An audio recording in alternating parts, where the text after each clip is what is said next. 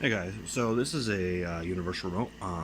Just a typical one that we've seen for years. This one actually is special for a PlayStation 4, so that's why it's got some extra buttons you may see. But our main focus is these top buttons up here. As you guys can see, it's got two power buttons, which is usually one is for that you can turn on your TV or a single device at a time, and then one can turn on multiple devices. You may see that with a lot of like the remotes that come with your cable boxes, so you can turn on with one power button. You can turn on the cable box and the TV at the same time. And so that's what these two buttons here also do, and most universal remotes have that function. But they also have this other row below them that allows you to switch to what device you want to control. So like you have your TV here, you have your amp or your sound device, such as like a sound system or your sound bar, and your cable box.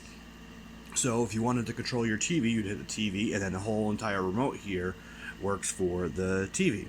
And then same thing with the sound bar here. You hit this, and then you can control your sound bar. And then you get this, you can control your cable box.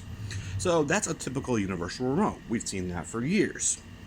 Well, I was at Walmart the other day, and I found this one right here. Let me zoom out, get a little bit of focus. Okay. So this is the One for All. As you guys can see, it's called One for All, and they call this the streamer. And with the apps on here, you guys can see like Netflix and Hulu and stuff, you can tell this looks like a streaming device.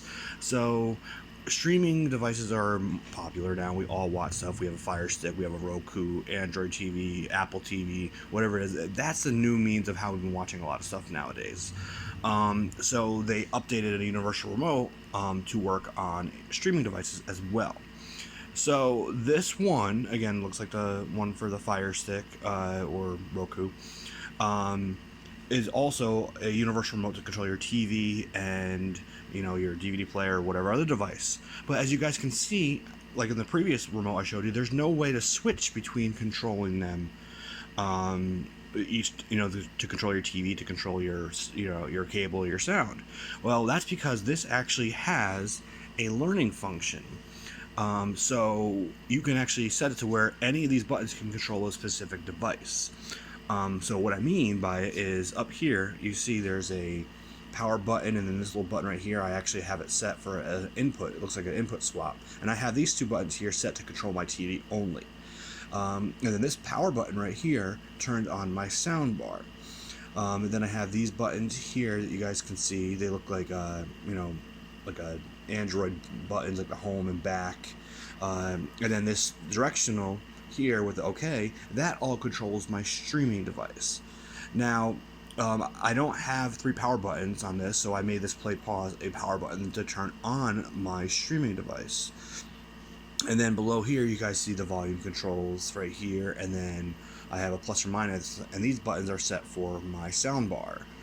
I have this set for different inputs. My soundbar has built-in Bluetooth, so I switch it between my Bluetooth TV, my Bluetooth sound, and my TV sound.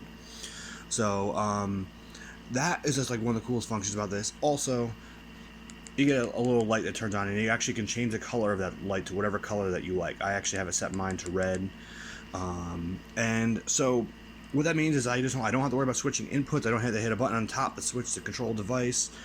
I have it set so that way I can turn on anything and control whatever I need to do. If you need more functions, you can actually set any of these keys to do whatever you want to do.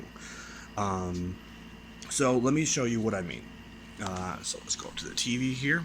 So if I want to turn on the TV, all I have to do is hit this power button right here, and you'll see the TV will turn on. Alright, I want to turn the soundbar on with the soundbar, and as you guys can see, this little light right here popped on saying the soundbar is turned on. Now I want to turn on my streaming device, so I hit this, and as you guys can see, my TV strip, but there's a light that popped up right here if you couldn't see it. I'm trying to get this to focus, sorry about that.